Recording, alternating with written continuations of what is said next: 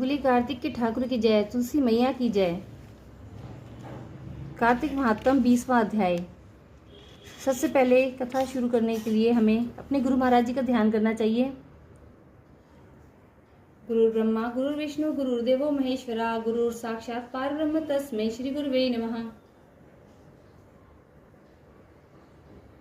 अपने हाथ में फूल और चावल लेंगे और कहानी सुनते समय कहानी का हुंकारा जरूर बोलेंगे, जिससे कि आपकी कथा श्रवण का पूरा फल मिले।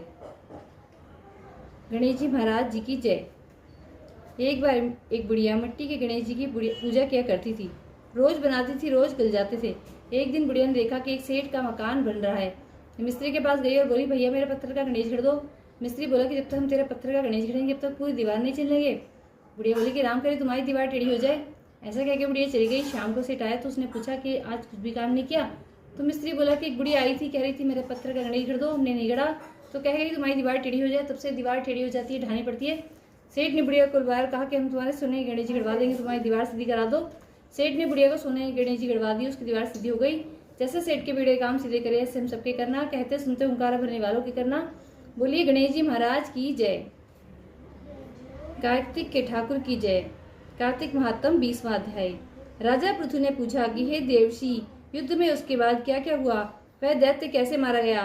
नारद जी राजा पृथु को कथा सुनाते हुए कहते हैं कि उधर जलंधर ने शिव का अद्भुत पराक्रम देखा तो शिव जी को भ्रमित करने के लिए माया से पार्वती उत्पन्न कर दी। वह रथ में बैठी हुई थी, निशुंभ आदि दैत्य उसे पीट रहे थे और वह रो रही थी। शिव जी ने जब यह देखा तो वह व्याकुल हो गए। अब शिव जी भयानक रूप धारण कर अग्नि की ज्वालाओं से और भी अधिक भयंकर हो गए। रुद्र का भयंकर रौद्र रूप देखकर दैत्य डर गए। युद्ध भूमि में 10 दिशाओं में तितर बितर होकर भाग चले। तब रुद्र ने युशुंभ और निशुंभ नामक दोनों राक्षसों को शाप दिया कि तुम युद्ध से भागे हुए हो एवं तुम गौरी को पीटते थे, इस कारण गौरी ही तुम्हारा वध करेगी। तदनंतर जलंधर ने शीघ्रता पूर्वक अपने पैने बाण बरसाकर उनकी ओर छोड़े तो उनकी अधिकता के कारण पृथ्वी पर अंधेरा सा छा गया। शिवजी ने उसके समस्त बाणों को काट डाला। इसके बाद भयंकर रौद्र रूपधारी शिव ने अत्यंत क्रोधित होकर सूर्य के समान तेज वाला सुदर्शन चक्र चलाया। आकाश और पृथ्वी के प्रज्वलित करता हुआ वह चक्र बड़े वेग से पृथ्वी पर गिरा और उसने जलंधर का सिर काट दिया। भयंकर शोर करता हुआ जलंधर का शरीर रथ से नीचे गिर गया। उस शरीर से जो तेज निकला वह रुद्र के तेज में लय हो गया।